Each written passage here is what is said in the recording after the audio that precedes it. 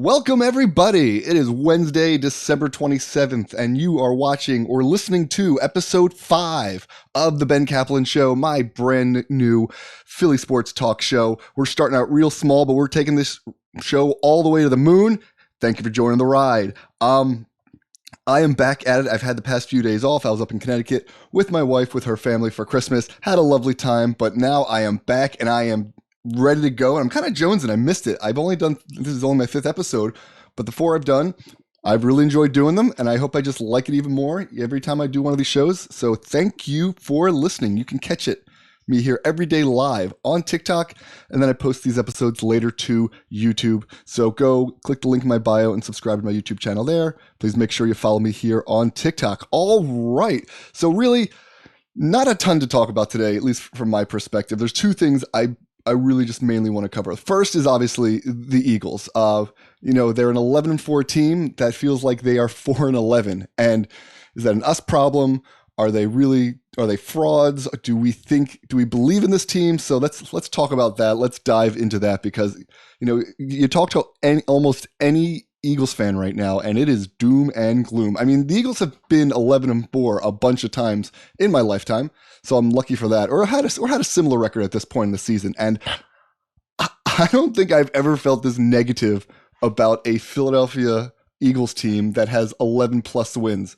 So, we're going to dive into that. And then the second thing I want to cover is I saw a TikTok earlier today from PHLY Sports, so shout out to them, from their Phillies podcast, and they were talking about how, Jimmy Rollins, Chase Utley, Ryan Howard, are they Hall of Famers? Because Jimmy Rollins, this is going to be his 3rd year on the Hall of Fame ballot. The vote gets revealed in January.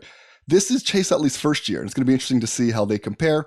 So I want to talk about that as well, because if you know anything about me, it's that at all the 4 major sports teams, 5 if you want to count the Union, the Phillies are my number 1 team. Always have been, always will be. So that's a topic I feel very passionately about. And I hope some people listening or watching out there feel the same way as I do.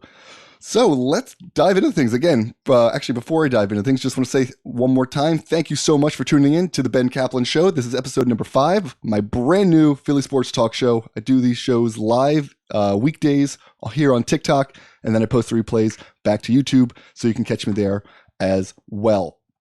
There's a few people saying, hey, Jerry, what's going on? Thanks for joining me. I really appreciate it. Go Birds. Yeah. So, and you want to know why aren't they using Rashard Penny? I don't know.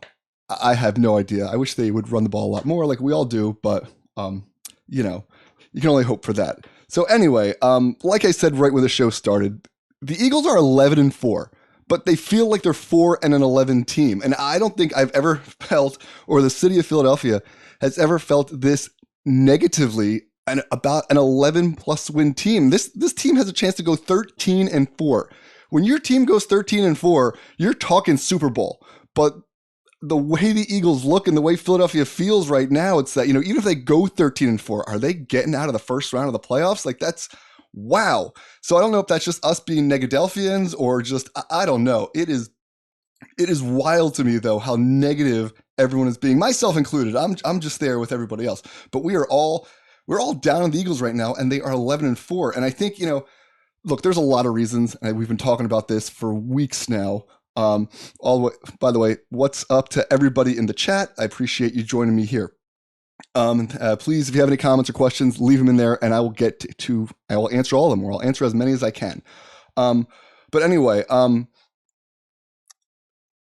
as I was saying, Eagles feel like a 4-11 team, and there's a lot of reasons, and there's been a lot of issues in the past, especially 4 weeks with this Eagles team. I think, between, the wins the Eagles do have, the Eagles really haven't looked dominant against anyone. And that's freaking a lot of people out because their wins have been mostly like 1-score wins, 2-score wins, but the 2 scores is only like 10 points or 9 points. So the Eagles have lost the ability to get separation, to really put teams away. Back-to-back weeks, talking about the Giants and the Seahawks, the Eagles had a chance to end the game by getting a first down. And both times the offense failed to get a first down when they could have put the game away. And it cost them against the Seahawks. I'm not going to say they got lucky by beating the Giants, but it looked like they escaped by the skin of their teeth because they couldn't get a first down. So they've seemed to lose that ability. And when you lose that ability to put teams away, and really gain separation in the score, questions start to seep in, and especially after coming off 3 back-to-back terrible losses, because watching that Eagles Giants game, I don't know about everybody else, but to me, the Eagles should have won that game by 3 touchdowns easily. I should have had my feet up relaxing by the time the fourth quarter started, but this Eagles, they played as bad as you possibly could have played in the second half without losing that game, it seemed like. I mean, from the kickoff, the fumble on the kickoff, the Jalen Hurts pick 6, and the pass before that too. If you remember, he almost threw another interception. So it was kind of like everything that could go wrong was going wrong. Don't get me wrong, I'm glad they held on to the win, but man, it is not looking pretty. And I say to myself, like, a good team would have put the Giants away, and there would have been no sweating in the fourth quarter. Last year, you don't want to compare teams like to last year because it's so different year over year, but last year's Eagles, and I think which we probably became accustomed to, they just put teams away. They didn't have to worry about that. And I think that's the main difference between the wins from this year and last year. And last year, they're blowing teams out as well also. Got some comments here in the chat. Defense is garbage. Hurts looks disoriented. I mean, the defense is without a doubt struggling. I think they're the bottom 5, bottom 10 in most like overall defensive categories, which is not good. Super Bowl winning teams usually don't have really bad defenses like the Eagles do. I mean, will they prove us all wrong? It remains to be seen, but yeah, the defense is a major problem. And then again, that's still, they basically switched defensive coordinators 2 weeks in a row. Not 2 weeks in a row, 2 weeks ago. And so they're probably still dealing with that because, Matt Patricia now is, although he's not the defensive coordinator, he's calling the plays. Sean Desai is back up in the booth, as we all know. And, the end of that comment was Hurts looks disoriented. I don't want to say he looks disoriented, but lately his decision-making ability is, you want to question it. To me, the game flipped and the Eagles got kind of lucky. But the last play of the first half, when Jalen Hurts is running and he's running out of bounds to set up a field goal to end the half, and for some reason decides to cut it inside and gets tackled and lets the clock run. And he got lucky because the Giants committed a penalty. But like, I texted my friend when that happened saying it's things like that is why the Eagles are losing games. They're making boneheaded, stupid plays. It made me think of the Jason Kelce play against the Seahawks. Eagles were going for a tush push, but Jason Kelce moved the ball up a yard, half a yard, and the ref spotted it immediately. Penalty got called, and they couldn't convert on the third down, had to settle for a field goal. They could have put the Seahawks away early, but they're making these dumb mental mistakes. So, I don't know if disoriented is the right word, but just the decisions they've been making, in-game penalties have been really, really hurting them, and you have to question, just the decision-making sometimes. Here, what do we got here? So, like I was saying, the Eagles are an 11-4 team that looks like a 4-11 team, or has the feel of a 4-11 team the way we're all talking about them. But I don't think we're just being Negadelphians here. I think we have some valid concerns. I mean, Devontae Smith even said he wasn't happy. After the game, he was getting interviewed. I'm not sure if everybody saw this, but he said, something like, we have 11 wins, but I'm not happy. The offense isn't where it's supposed to be. So even the players know that there's so much work that needs to be done. And, I don't know. I said this going into the Giants game. I said, the Eagles could win the last 3. And I don't know if that's still even going to convince anybody that they're good enough to make a legitimate run at the Super Bowl, because the teams they're playing are bad. The Giants twice and the Cardinals. And like, you would at least hope that these teams are so bad, the Eagles can beat them soundly and maybe give yourself a little confidence. But when you're barely holding on to a victory against Tommy DeVito's backup, I mean, I know Tyrod Taylor's been in the NFL for a while. He's started a lot of games. He has, experience. But when you're losing games or you're coming close to losing games to Tyrod Taylor, it doesn't really give you the most confidence in this Eagles team going forward. So I hope I hope this coming week they play the Cardinals and they're just able to win by 2 or 3 touchdowns. They're able to just put a good game together and give people some confidence going in towards the end of the season, going into the playoffs, because right now we're all scared. Philadelphia fans are scared. I couldn't tell you one Eagles fan I've talked to today or in the past couple days saying how confident, saying that they're very confident in this Eagles team. They still expect them to make a Super Bowl run. Right now to me, this Philadelphia Eagles team, ceiling seems like a team that can win a first round home playoff game and then lose in the divisional round. Right now, the way they're playing, that is the ceiling. They could still even lose a home playoff game, depending on who they play. So again, not feeling very confident. I can't be the only one. Let me know if I feel, if anyone else feels the same way.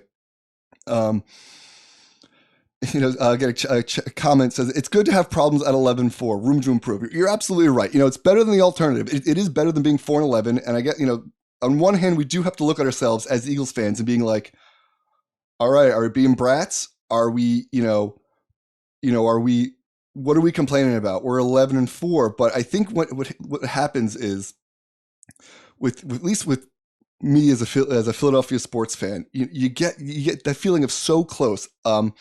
Like Travis Kelce said, I'm not sure if actually, let me back up here.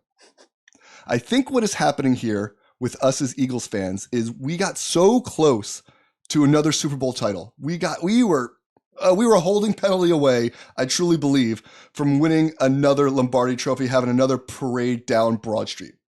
And the reason I bring that up is because I think of what Travis Kelce said in the Kelce documentary on Amazon Prime. If you haven't seen that, go watch it. It's amazing. But in that documentary, there's a clip they show of Travis being on the WIP morning show and saying how losing the Super Bowl actually makes you want it even more than winning the Super Bowl again. And then even at the end of the documentary, spoiler alert, Jason Kelce was saying, I get what Travis is saying now. When you lose the Super Bowl, you get so close, you just you get obsessed over it. You have to get there again. You have to get another crack at it. And I think because even though the Eagles are 11-4, us as Eagles fans, we got so close to another one that all we can think about is this good? Is this team good enough to get back to the Super Bowl to give us another crack at it? Because we're just so hungry for it. The Eagles fans are always hungry for a Super Bowl title, but when you get that close, when you get so close to winning one and you don't, you want it even more. And that's what we're all fixated on. And I think that's why there's so much, part of the reason there's so much negativity about this team. There's a lot of, there's a lot of valid points we're all making as fans, but we're all, as a fan base, we are all looking forward to the postseason and thinking way ahead, because this is what you can do as fans. And, think, is this team a Super Bowl contender? Because that's what it's going to take. There's only one place to go up when you lose in the Super Bowl, and that's winning it, and that's where we're all at as fans. Got a comment from Fowlers427. As a Bills fan, I disagree. You disagree that losing the Super Bowl makes you want it more? I mean, as a Bills fan, you lost 4 in a row, which that's got to be awful. That's very torturous. That doesn't make you want it even more. I don't know. 4 teams are 11-4. Yeah, 4 teams are 11-4. Eagles have the 3 seed right now. Which is, it's frustrating. I was actually shocked the 49ers got smoked the way they did against the Ravens at home, but it makes that Seahawks loss so frustrating now, because the Eagles could be back in that number 1 seed or have a chance at it, but now they're in the 3 seed. They're even behind the Lions. So frustrating season. That's one of the things that Eagles fans were complaining about, the fact that we're not the number 1 seed. Good problem to have, I guess. Really, if we're already in the playoffs, have a really good chance to win the division, probably will. So we're complaining we're not getting the bye. So are we being brats? I don't think we're being brats. I just think we're so focused on winning the Super Bowl and getting another crack at playing in the Super Bowl that we're just thinking, is this team? All we can think is, oh man, this team isn't good enough to win the Super Bowl. Oh man, this team isn't good enough to win the Super Bowl. We can't focus on, hey, this team's 11-4. It's hard, and I'm definitely guilty of that for sure. Watching an Eagles game now with me I'm miserable. All I do, I just scream at the TV the whole time. I mean, granted, the Eagles were playing terrible in the second half, but it wasn't enjoyable to watch that game. Someone created 49ers best in the NFC, Ravens better Eagles carried by refs. I mean, I don't think the Eagles are carried by refs. The 49ers, yeah, still probably the best team in the NFC, and they've beaten the two of the other three best teams in the NFC. They handedly the Cowboys and the Eagles. So I mean, they're probably still the best team in the NFC. Sure. Yeah, the Ravens defense really really good. The Ravens are better than the Eagles. I think right now what the Eagles are showing me, they're showing me that their ceiling is a team that can win a first round home playoff game and get eliminated in the divisional round. That's how it feels. Now, hopefully, they can somehow squeeze into that 2 seed, because then they would get a second home playoff game if they were to win in the wild card round. But we'll see what happens. There's still 2 weeks left to go in the regular season. Oh man, so that's actually interesting though. So if the Eagles win, the Eagles still actually have an outside chance to get the number 1 seed. A few things need to happen. They need the 49ers and Lions to each lose one of their last 2, and the Eagles need to win out. That's what needs to happen for the Eagles to get the number 1 seed. So it brings up a real interesting question. Who are you rooting for this weekend? The Lions or the Cowboys? Because always, you root for 2 things. 1, the Eagles to win, 2, the Cowboys to lose. But there's an interesting scenario. Like if we all believe the Eagles will take care of business and they'll win the last 2 games, it doesn't matter what Dallas does, and the Eagles will win the division. So with that logic, would it be better if the Cowboys beat the Lions so the Eagles could jump ahead of the Lions to the number 2 seed, then possibly the number 1 seed, depending on what the 49ers do in the last 2 weeks? Like, what are you rooting for? It's interesting, right? You never want to root for Dallas. I mean, you feel dirty I feel dirty even suggesting it. Like, fuck Dallas. I hate the Cowboys. It goes in terms of sports fan bases I hate the most. It goes New York Mets drop, then the Cowboys. But I cannot stand the Cowboys or Cowboys fans. But as Eagles fans, we all have this Super Bowl or bust mindset. So would it be better to get the number 2 seed, because then if you win the wild card round, you still get to stay at home. You get that second home playoff game. So there still is an advantage to being the number 2 seed as opposed to the number 3 seed. So what do you all think? Let me know in the comments. Jerry Sr., you said it's common sense. What's common sense? That you want the Lions to win or you want the Cowboys to win? Jerry Sr., as long as the Philly wins the next 2 games, why wouldn't you root for Dallas? That is a great question, because we're assuming the Eagles are going to take care of business. And do we trust this Eagles team? Like, honestly, I don't think they're going to lose these next 2 games, but if they were going to lose one of them, I think it will be the last game of the season at the Giants. Divisional games on the road, always tough, especially for this Eagles team. So if they did lose, I wouldn't be like the most surprised ever. I'm still going to pick the Eagles to win that game, but hey, the way the Eagles are playing, who knows? Who knows? So you don't want to root for Dallas, and some might say that's putting bad juju out there, bad karma, but it's interesting. I don't even want to say it, because I don't want to say I'm rooting for Dallas. But if the Lions were to lose one of the next 2 games and the Eagles win out, which I think they'll do, that would be great. I'd be very excited about that. So we'll see. 28 Alex Endro says, the NFC is wide open. Any of the top teams can take it all the way. Yeah, maybe. I don't know. I still think the 49ers are the team to beat in the NFC. I don't know if the Lions are for real, just because it's so weird to be talking about the Lions as one of the best teams in the NFC. I mean, they've played great for the majority. They're in a position where they could possibly get the number 2 seed or number 1 seed in the NFC. So, they're the one team that hasn't played the 49ers yet. So right now, it's weird to say, but it could be the Lions or the 49ers, because to me, it all depends how many home games the Eagles get. Because to me, this isn't a team that's the Eagles talking about that's going to go on the road and be in the playoffs and win a game. I don't think I see that happening at all. So maybe it is wide open. Maybe the Ravens proved that Brock Purdy is in fact mortal. Now look, the Ravens have a really good defense. So they can make a lot of teams look like that. Is it? Speaking of the Ravens, or is Lamar? I think the record. Lamar Jackson is 20-1 against the NFC. His one loss is against Daniel Jones and the New York Giants. Someone explain that to me. Like sometimes sports make zero sense at all. So his one loss in the NFC to Daniel Jones. Wild.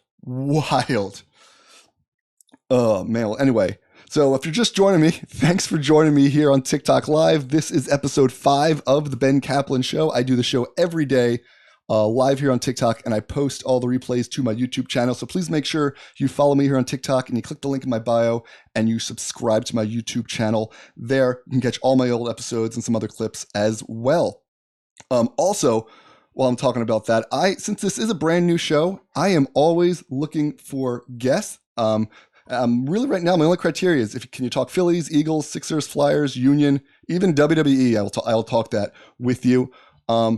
If you want to be a guest, shoot me an email to thebencaplan@gmail.com.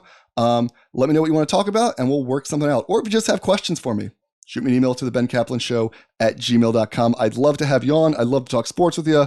So yeah, I'm excited. All right. So I think I'm going to cool it with the Eagles talk for just a little bit right now. Well, let me see here, actually. Just want to make sure I touched everything I wanted to talk about. Yeah, so let me just put a bow on that Eagles talk then. I came into the show saying, Jerry, have a great night as well. I came into the show saying the Eagles are 11-4. Sorry, let me start this over because I might want to cut this up for a promo. I opened the show by saying the Eagles are an 11-4 team, but if you would talk to anybody in Philadelphia right now or any Eagles fan right now, it feels like they're a 4-11 team. I think there are a lot of valid concerns on all of our parts. And I think another reason why we're so negative about this team is because we're all just so focused on the Super Bowl.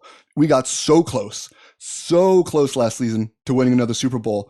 All we can think now is, how do we get back there? How do the Birds get back there? Is this team good enough?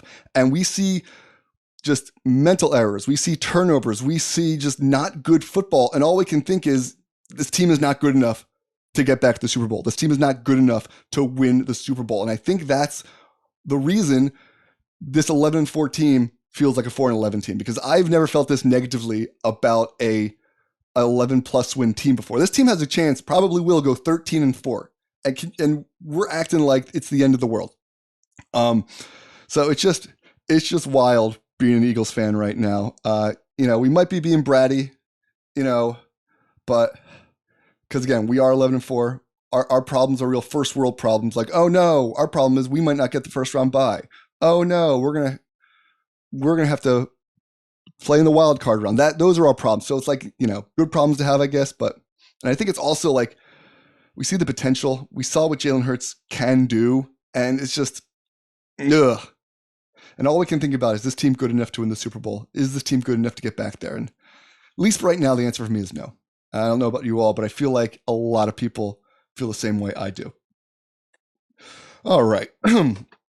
So that's going to cool it on my Eagles talk. Let me know in the comments what you think, what you think the ceiling is for the Birds this year. But I'm saying right now, the ceiling is winning a home first round playoff game.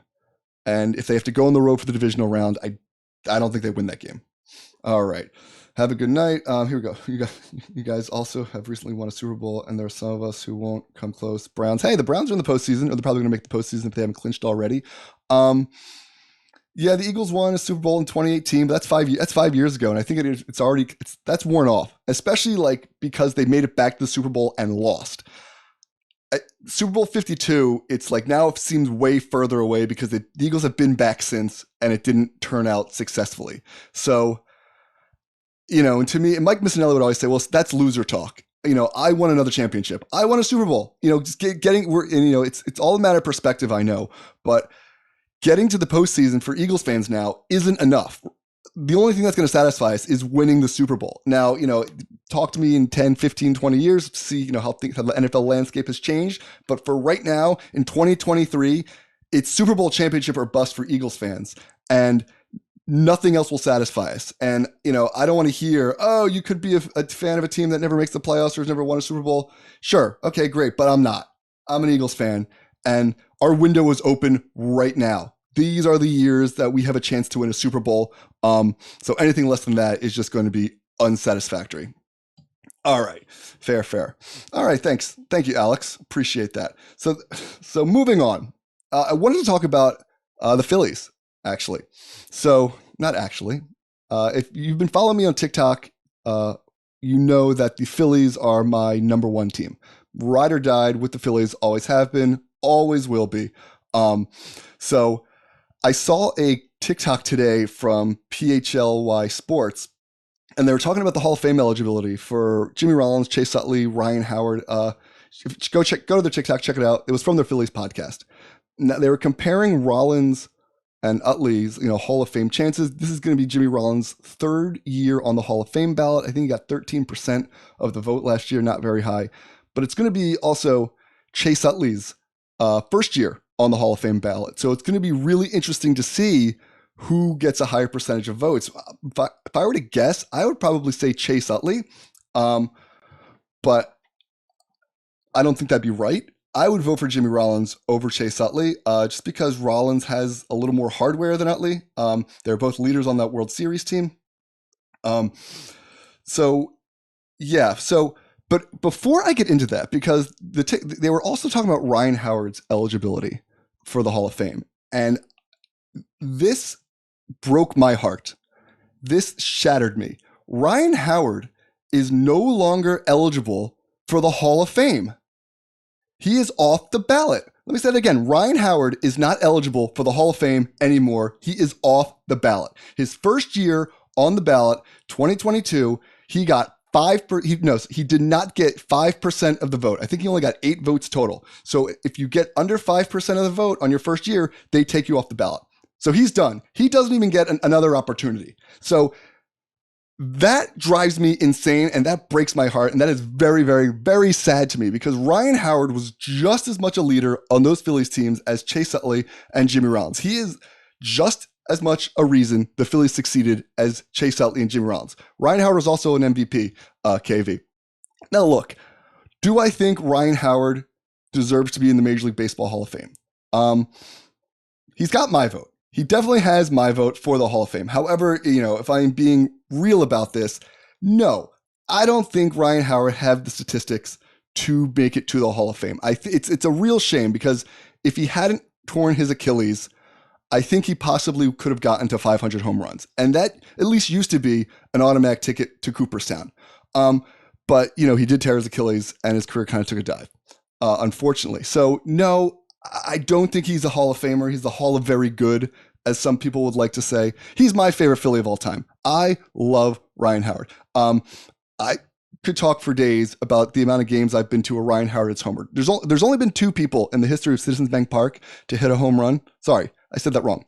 It's only happened twice in the history of Citizens Bank Park, a player hitting a home run into the third deck. Both times was Ryan Howard. I was at both of those games. And the one time I met Ryan Howard, I told him that. I met him tailgating at the 2017 NFC Championship game against the Vikings. He was super nice. He let me fan for him for like a good 5-10 minutes. So he is absolutely my favorite player, my favorite Philly of all time. Not even close. So it really does hurt me to say I don't think he really had the numbers to make it to the Hall of Fame. But the fact that he only got 1 year of being on the ballot is ridiculous to me. It's absurd. It's not fair. It's, quite frankly, it's bullshit. It is bullshit that Ryan Howard only got 1 year on the Major League Baseball Hall of Fame ballot. It's insulting. It's really insulting to me. Just because at Ryan Howard's peak, he was so fucking good. Sorry, I shouldn't be cursing. I normally don't curse when I do these podcasts. It just really makes me upset how Ryan Howard only got 1 crack at the Hall of Fame. Just absurd to me. So Ryan Howard's peak, all right, to me, that's 2005 to 2011. He tore his Achilles in Game 5, at the last out of Game 5 of the NLDS. All us Phillies fans remember Ryan Howard hits a weak dribbler, and the they throw him out, and he wasn't even in the frame because he fell over and tore his Achilles. And I remember that when the moment that happened, in my brain, I just saw a window shut because it was over for that run of Phillies teams, and it was, unfortunately. Oh, you were. Oh, and KZ was there. I am so sorry, man. That is a brutal game to be at. But from 2005 to 2011, I'm here. I'm on Baseball Reference. Ryan Howard had an OPS of 928 and OPS plus of 139. He hit 284 home runs. He had 859 RBI. He batted 275. In his MVP year in 2006, he hit over 300 that year. That year he hit 58 home runs. I think it was like, what did he hit? He hit 313 in his MVP season. So, and in that time frame, 2005 2011, Ryan Howard was a three-time All-Star, a Silver Slugger Award winner, won Rookie of the Year, won an MVP. He was the runner-up for MVP in 2008. If you remember correctly, Ryan Howard pretty much carried the Phillies through the month of September in 2008. He was the reason the Phillies even made the postseason in 2008 because he just had a monster season. And that's what actually got him to second place voting in the MVP. He lost it to Albert Pujols, but still. So, again, his peak years, he was a top 5 first baseman in terms of offense in baseball. Now, his defense was trash. I will give you, if you want to make a case against Ryan Howard and his greatness, he wasn't a very good defender. Couldn't throw the ball to second base. But he was an offensive powerhouse. He was just completely dominant at his position for a short period of time. So, then he tears his Achilles, unfortunately. And, there's the dip in the numbers. His OPS plus goes down to 95, his OPS to 719. He only hit 96 home runs from 2012 to 2016. So he just wasn't the same guy. And it's such a shame. It is such a shame because I really believe Ryan Howard could have gotten to 500 home runs if he didn't tear his Achilles. So, yeah. But again, I understand that he's not a Hall of Famer. I don't think he is a Hall of Famer. His numbers just aren't quite there, and his defense was really bad. It was really, really bad. He was a defensive liability for sure. But not even enough votes to last more than 1 year on the ballot. Come on, writers, what are you doing? That is just completely discrediting Ryan Howard's career. And it pisses me off, and it should piss you off as a Phillies fan, because Ryan Howard is just as much of a reason for those great Phillies teams from 2007 2011 as Chase Utley and Jimmy Rollins. So I just wanted to get off that off my chest before I got into the Rollins versus Utley debate, because they still have a chance. So moving on. So looking into, because what happened was I first wanted to compare the numbers of Howard, Utley, and Rollins, and to make the case. But then I discovered that Ryan Howard isn't even eligible for the Hall of Fame anymore. So I kind of went on that rabbit hole for a little bit. But as I was comparing their numbers, I realized that there is another Philly out there who is worthy of the Hall of Fame and should be in the Hall of Fame. And if you don't know who I'm talking about, it's Bobby Abreu. Bobby Abreu is still on the Hall of Fame ballot. And if you're talking about Chase Utley and Jimmy Rollins making the Hall of Fame, you damn well sure need to be talking about Bobby Abreu also making the Hall of Fame. As baseball fans, as Phillies fans, I don't think we really appreciated Bobby Abreu in his time. He was really ahead of his time because he got on base all the time. He was an on-base getting machine. He stole bases. He hit home runs. He hit for average. He could do it all, and I don't think we really appreciated him, mostly probably because those teams he was on, he never won with the Phillies. His teams never made the postseason. They made the first time the Phillies made the playoffs was the year after they traded him to the Yankees. So that probably hurt. Some people thought he was a lazy defender, even though he did win a Gold Glove, which is, you want to start a fun debate, not a fun debate, if you just want to piss some people off, tell them Bobby Abreu was a great defender and use his Gold Glove as your reasoning. You'll make some people angry. But I compared the numbers of Bobby Abreu, Chase Utley, and Jimmy Rollins. And let me pull that up real quick. All right. Okay, so First of all, WAR is wins above replacement. Jimmy Rollins had the highest WAR, 64.5 to 47.6, but Bobby Abreu had a WAR of 60.2. All right, in his career, he had more hits than Jimmy Rollins and Chase Utley. He had more home runs. He had way more RBIs. He had Jimmy Rollins had more stolen bases, but Bobby Abreu still had 400 stolen bases. He had a lifetime career average of 291, higher than Utley and Rollins. His on-base percentage, much higher than Utley and Rollins, of 395. His slugging, 475. His OPS was 870. His OPS plus was 128. That's really, really, really good. If you're not familiar with OPS plus, 128 is phenomenal, okay? So if you're talking about Chase Utley and Jimmy Rollins being in the Hall of Fame, you need to be talking about Bobby Abreu also being in the Hall of Fame. So in my digging, I found this article that was written actually just a couple weeks ago. So I guess other people are also talking about Bobby Abreu being in the Hall of Fame. Here we go. Where's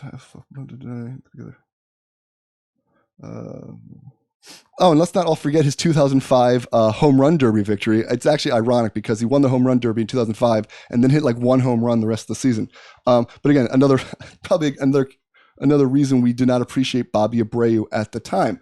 All right, so Abreu led the majors with 1,396 walks from 1998 to 2011 and ranks 20th all-time on that list. Pretty good. 12 players during that same period have finished more seasons with at least a 400 on-base percentage, half of them in their Hall of Fame, while the other 6 are Bonds, Manny Ramirez, Albert Pujols, Joey Votto, Gary Sheffield, and Todd Helton.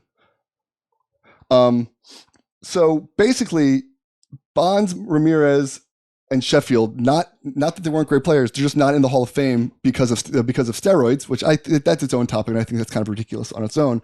But Pujols not eligible yet. Joey Votto still playing, right? And Todd Helton, he's making a case for the Hall of Fame as well. So good company to be in there. He was a dual threat. He won, he could steal bases, he could hit home runs. He is. Let's see. So okay. So like I said earlier, Bobby Abreu hit 288 home runs, stole 400 bases. Only 4 other players in AL and NL history have reached those benchmarks: Craig Biggio, Ricky Henderson, Barry Bonds, and Bobby Bonds. Barry Bonds should be a Hall of Famer. Craig Biggio, Ricky Henderson, absolute Hall of Famers. So again, another reason Bobby Abreu should be in the Hall of Fame. Also, Abreu registered 921 extra base hits in the majors, making him one of 7 players in the modern era with at least 900 extra base hits, 400 steals, joining Craig Biggio, Barry Bonds, Ty Cobb, Honus Wagner, Tris Speaker, and Paul Molitor. Only Bonds and Cobb and Speaker recorded a higher career on-base percentage than Abreu's 395. So yeah, some more convincing cases that Bobby Abreu should be in the Hall of Fame. Let's see, KV, 300 homers in 6 years. Fernando Tatis Jr., El Nino, future Hall of Famer. I mean, probably. If Fernando Tatis, well, actually, I don't know if Fernando Tatis Jr. is going to make the Hall of Fame since he got popped for steroids. Depends who the voters are, and depends how they feel about steroids when he's eligible for Cooperstown. But again, we're talking about Bobby Abreu here, a man who by all means should be in the Hall of Fame. And again, the reason I wanted to bring this up is because people are talking, it's Jimmy Rollins' 3rd year on the ballot. This will be Chase Utley's 1st year on the ballot. And, yes, Phillies fans, obviously we're going to say they should be in the Hall of Fame. And they both have compelling cases for the Hall of Fame. I'm not saying neither of them shouldn't be in the Hall of Fame, but if there is a Philly right now that is deserving of the Hall of Fame, to me, you got to put Bobby Abreu first. I mean, I know, and then honestly, then it would go Jimmy Rollins and then Chase Utley. And the reason I would go that order is because Jimmy Rollins, he has the MVP, he has the Gold Gloves. Again, they both have the World Series, him and Utley, but that's why I would do that though. But Bobby Abreu, Bobby Abreu, if there's a Philly that deserves to be in the Hall of Fame that's on the ballot right now, it's Bobby Abreu. Just going over his numbers again, you compare him to Chase Utley and Jimmy Rollins, except for WAR, stolen bases, and plate appearances, Bobby Abreu's numbers are better than Rollins and Utley. Now, look, we could start talking about defense, and Jimmy Rollins is the better defender, but you can't tell me Bobby Abreu doesn't deserve to be in the Hall of Fame if you tell me that Jimmy Rollins and Chase Utley deserve to be in the Hall of Fame. How can you make that argument when you're looking at these numbers right here? Stott, best of all time. DJ, I don't know if Stott is the best of all time. He's still got a ways to go. Maybe, hey, if Bryson Stott turned into the greatest of all time, that would be awesome. I would welcome that, but I don't know if that's the case. I just hope he continues to get better and better and better, because Philly's gonna have to rely on him this year for sure. But what do you guys think? You think Bobby Abreu deserves to be in the Hall of Fame? I mean, I think it's pretty cut and dry, especially just comparing him to other Phillies. Now you're comparing Abreu to all of Major League Baseball, but the numbers we just went over, he's right. He's in company with Hall of Famers, and the only people that aren't in the Hall of Fame that he has similar numbers to in terms of on base percentage, OPS plus, are Barry Bonds and Manny Ramirez, like in guys of those ilk who have taken steroids, who probably should be in the Hall of Fame. That is a different topic for a different day, though. Should steroids guys be in the Hall of Fame? All I'm saying, though, is Bobby Abreu should be in the Hall of Fame, and B, we did not, as Phillies fans, appreciate Bobby Abreu in his era. Now, I think if his Phillies teams could have won, or at least gotten into the postseason, we may have been, a little nicer to Bobby Abreu when he was here, because his MO was he would rather take a walk than try to get the game-winning hit. He wasn't going to run into a wall to make a game-saving play like Aaron Rowand. He was going to play safer than that. And it wasn't that it was that Philly toughness mentality. He didn't have it. But I'd say mostly it was the walks thing. And I don't think people understood at the time how valuable it is to have a guy who was just always getting on base. He was always on base. He wasn't always going to get you the game-winning hit. Although I was at a game once where Bobby Abreu did hit a walk-off home run, so riddle me that. But we did not appreciate Bobby Abreu in his time. So anyway, if you're just joining me, welcome. This is the Ben Caplan Show. This is episode 5. I do this show daily, Monday through Friday at 5 p.m. live here on TikTok, and then I post the replays up to YouTube. So if you haven't done so already, please follow me here on TikTok, and then click the link in my bio and go to my YouTube channel and subscribe to my channel there. That way you will never miss an episode. And because I am a new show, I'm still looking for guests. My only criteria really is that you are able to talk some sort of sports. If you want to talk Phillies, Eagles, Sixers, Flyers, Union, WWE, I will talk that with you. So shoot me an email to thebencaplan@gmail.com. Also, if you have any questions for me or something you want to know, shoot me an email to thebencaplan.show.com. Get everybody caught up if you're just joining us. We're talking about 2 topics today. The first topic was this Eagles team. Been saying it all show. This Philadelphia Eagles team is 11-4, and we're all acting like they're 4-11. I think there's a bunch of reasons why we're doing that. It's because I think most of us, because we got so close to winning the Super Bowl last season, all we can do is focus on getting another chance at winning the Super Bowl and winning it this time. And every game the Eagles play, we ask ourselves, would a Super Bowl championship team do that? Would a team that wins the Super Bowl make a mistake like that? Would they play this poorly against the Giants? Shouldn't they dominate teams like this? And I think when you look at it at that, when you're comparing, when everything is compared to, can this team win the Super Bowl? We are going to see a lot of things to be angry about. And I'm not saying our concerns aren't valid. The defense is like bottom third in almost every statistical category. They changed defensive coordinators for all intents and purposes. Matt Patricia's now the play caller. The offense is so bland and vanilla. Jalen Hurts has turned the ball over left and right. So there's valid concerns. But they're 11-4, so maybe we shouldn't be so negative. I don't know. It's tough. When I say Philadelphia Eagles fans, myself included, I am just as negative and just as harsh and just as critical as the next Eagles fan. So it's tough to see the good in an 11-4 team. And I don't know if I've ever felt like that in an 11+ win team before. And I think, like I said, I think it so much has to do with the fact that we got so close last season. All we can think about is, can we get back there? And is this team good enough to get back there? And right now, they don't look like a team that's good enough to get back to the Super Bowl and win the Super Bowl. At best, this Eagles team's ceiling is winning a first round home playoff game, and then losing on the road in the divisional round. The way the team is playing right now, that's how I see it. Tell me I'm wrong. I hope I'm wrong, but until they go on the road and win a playoff game, that's how I feel. I don't see them winning on the road in the postseason. Now I say all this, and I ask this question too, like, are we just being bratty as Philadelphia Eagles fans? Are we being bratty? Because we're 11-4. The problems that we're having is, oh no, we might not get the first round bye. Oh no, we might be the 3 seed, as opposed to the 2 seed. Like, real first world problems in terms of the NFL, if you ask me. But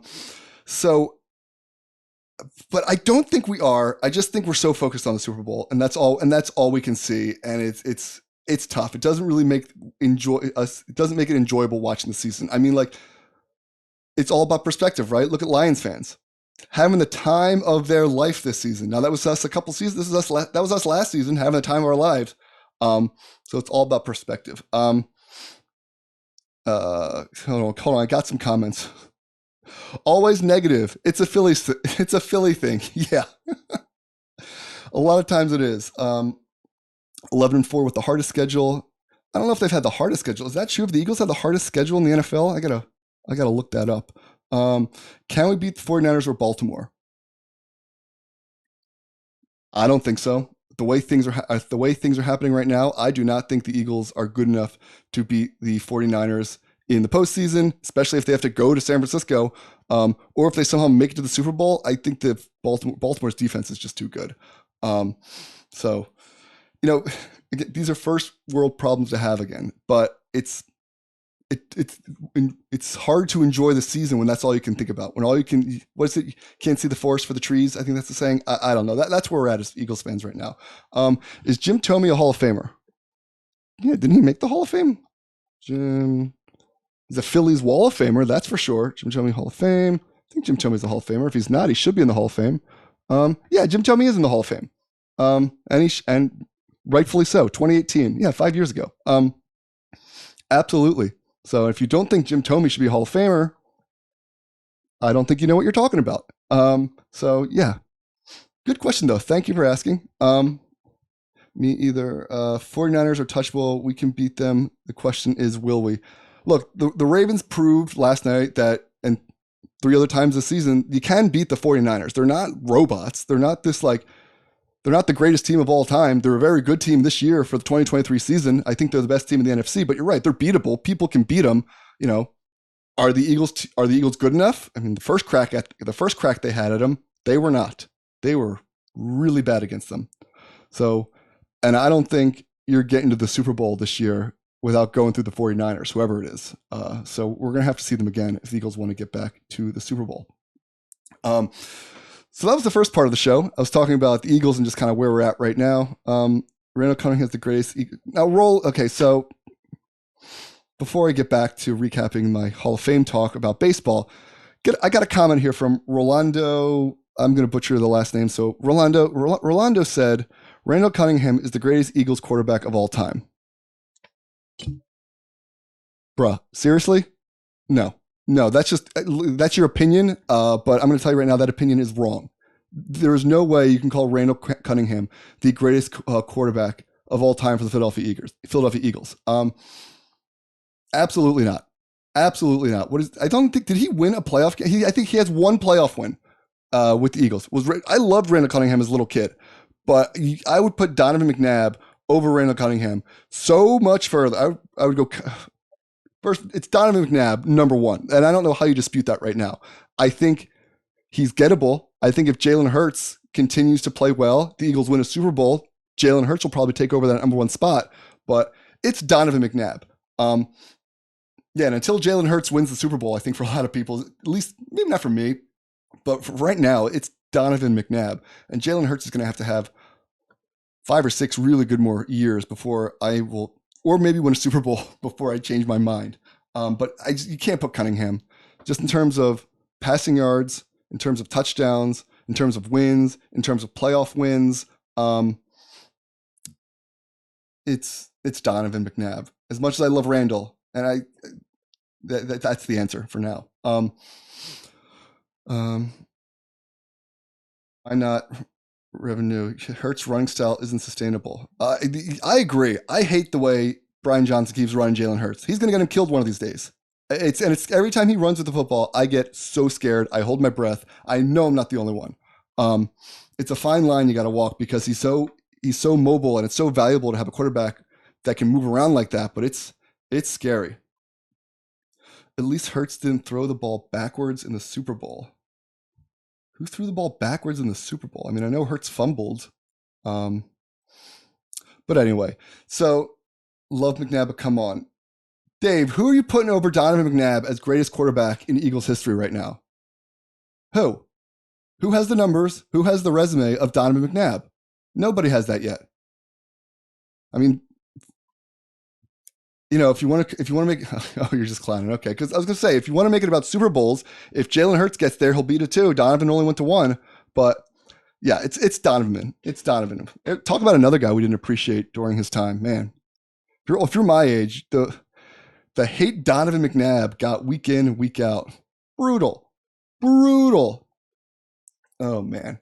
Anyway, got to get out of here in a minute. So if you're just joining me, thanks for joining. Thanks for watching. This is the Ben Caplan Show. This is episode 5. I do the show daily, starting at 5 o'clock every day here on Monday through Friday here on TikTok, and I post the replays to YouTube. First part of the show is talking about just the state of the Eagles, where they're at right now, and how they're an 11-4 team that feels like a 4-11 team. And then I moved on to Phillies, my number one team in the city. But we're talking about Hall of Fame eligibility because Chase Utley is going to be going in his first year of the Hall of Fame ballot. Jimmy Rollins will be on his third. And there's, a lot of Phillies fans will tell you those guys deserve to be in the Hall of Fame. And I'm making the argument that if you're telling me Jimmy Rollins and Chase Utley should one day be Hall of Famers, I'm not saying they shouldn't be. I'm agreeing with you. But if you're saying they're Hall of Famers, you got to look at Bobby Abreu and his numbers and the career he had. He is also a Hall of Famer. His numbers are incredibly better than Jimmy Rollins and Chase Utley. So that was the argument I was making. I will be back at things tomorrow. Actually, before I get at that, just real quick too, before I get out of here, since I am a brand new show, this is episode 5 of the Ben Caplan Show, I am still looking for guests. Right now, the only stipulation is you're able to talk Phillies, Phillies, Eagles, Sixers, Flyers, Union, WWE, whatever you want, as long as you're able to talk about it. So if you want to be a guest or you have some questions, shoot me an email to thebencaplan@gmail.com. I will be back at things tomorrow at 5 o'clock. I'm going to be going over best jersey numbers in Philly history, talking some more Eagles, and maybe a little bit of Flyers and Sixers for you. Appreciate everyone who tuned in tonight, and I will see you all tomorrow. Have a great night, everybody.